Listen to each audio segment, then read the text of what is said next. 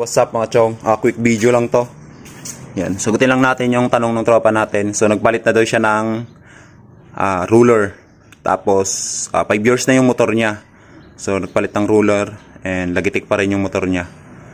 So hindi lang kasi ruler mga chong, dapat palitan nyo na rin yung tensioner rod dito sa baba. Yan, size 14. Rod in spring. May set na nabibili sa Shopee. Tapos yung timing chain palitan nyo na rin.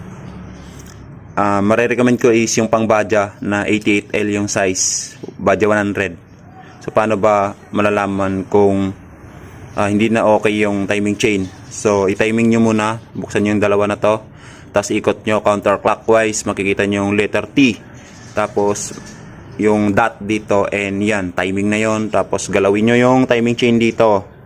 Yan, pag maluwang na, alam nyo naman yung maluwang at saka hindi, di ba? Pag maluwang na yon, syempre tanggalin nyo na yon. At alam